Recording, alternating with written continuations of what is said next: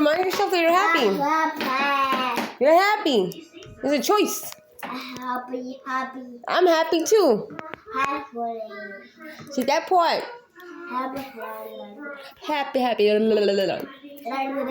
Yeah, I can be silly if I want to. She's learning to self-regulate her sensory overloads. She is learning to do that with humor, silliness. You can coach your child to remind them that happiness is a choice and that they can pull themselves out of a mood if they want to. And there's nothing like silliness. Being very silly. I know it sounds weird, but silliness and playful can really get them out of that overload. It actually helps. But they have to do it themselves. It has to be like they have to pull themselves out of it with silliness. Not you can't do it. You when they're in a good mood, you socialize a lot with like humor and like silliness, and then they will know that it'll be in their mind already. To when they're having that overload, they will do it. They will stimulate by being silly. I remember when I was younger. Yes, help you? I would love to help you. Oh, here you go. There you are. Thank you. You're welcome. Oh, thanks. You're welcome. Thank you. Hi. It's me, Mama. What's up, dude? Hi. Yeah. Yeah, so when I was younger, I remember being upset and nobody was in the room, and from one second to the next I went from I shook myself out of being overwhelmed by looking in the mirror at myself and doing a funny face. At first it didn't really work immediately, but I did know that I was trying to pull myself out by forcing myself to be happy, be silly. I was trying to switch my what's it when you're feeling an emotion, you're feeling upset and overwhelmed. I knew that I was having an issue, and I just did a quick silly face in front of the mirror, and I was trying to pull myself back from being in this meltdown. So I think it's really good to prompt your children and teach them, and they'll. Even if they don't talk, even if you think they're not understanding, when a person is in a mental situation, a mental state of mind, emotional state of, emotional state, or a physical state of safety, they will do what humans do. We will go on survival, instinct survival. That is real for everybody, even autistic people. Yeah, we're finally included in something. Yeah, instinct survival is where it's at. Okay? If I need to survive, if I need to be happy, if I need something so I can feel sick, or if I don't feel ill, I don't feel sad, so I can, thrive. If I need that,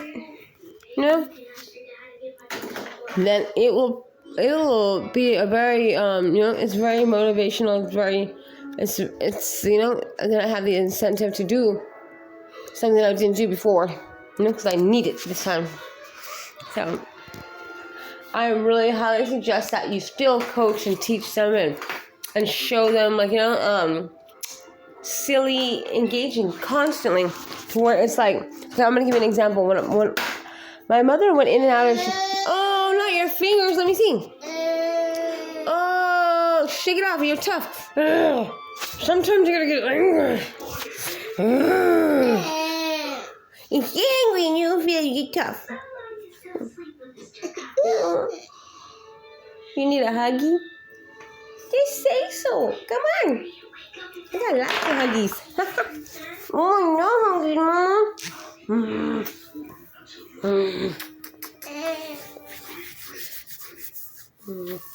So the example that I was going to give to you guys was that